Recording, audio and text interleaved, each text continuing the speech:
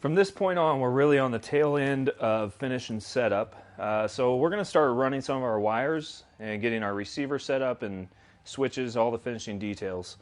I noticed on this plane there's a small cavity right here that actually runs up the front of the plane, and I'm going to go ahead and drill the front of the plane so I can run my wires from the engine, ignition, and batteries, if need be, back to here and have a very clean hidden install for all my wires.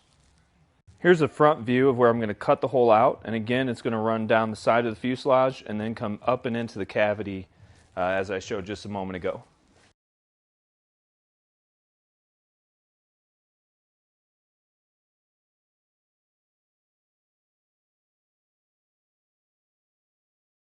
So now it's time to go ahead and start figuring out final placement for batteries, switches, wires, receiver.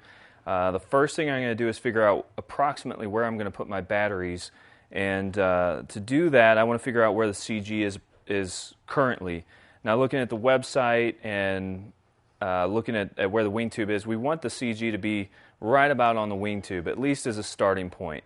So if we pick up the plane now with rudder on, elevator, servos in, cowl on, we don't have the prop and spinner on, so that will throw it off a little bit. So if anything, it's going to be, when we actually do that, that's going to add a little bit more nose weight.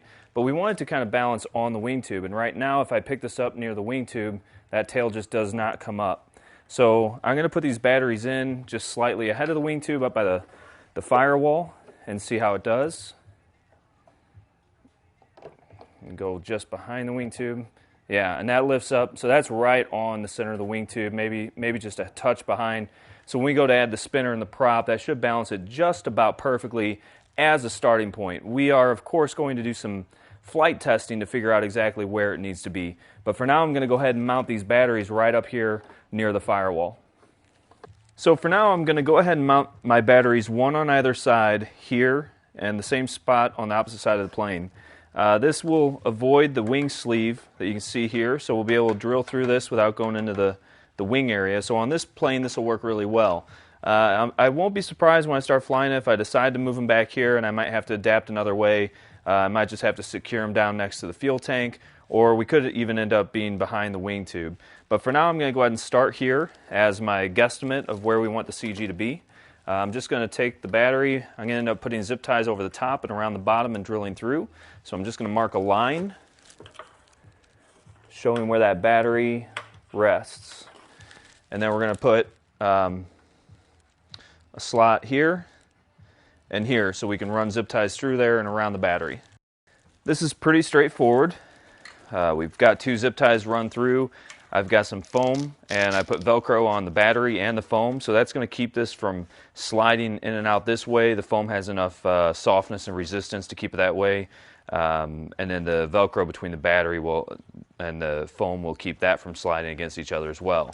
So you've got a lot of shear strength this way. If you want to, you could put some Velcro on here or glue this foam onto the wood, but as long as you get these zip ties down good, you have both shearing strength and retention in the other access point.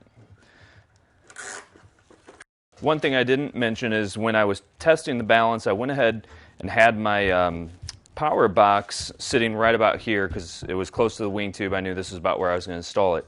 So I went ahead and glued a piece of square rod right here, and then cut a little tray with a reinforcement at the bottom that's going to slip right in here and glue down. I had just put some CA on this right before the video started. So that's going to be our platform for our PowerBoard.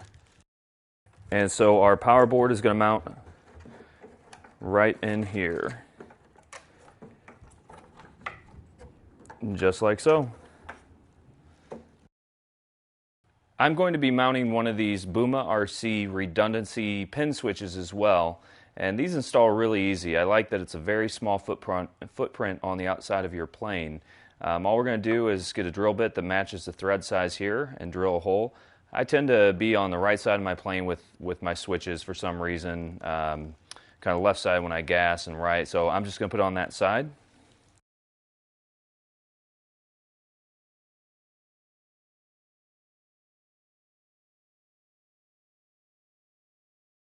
The Buma RC switch also has an indicator LED, so I drilled a hole the size of the LED, put that through, and installed a little bit of medium CA to hold it in place. It features a 40-inch wingspan and an airfoiled wing for a superior outdoor performance in light to moderate winds. The electronics package is plenty of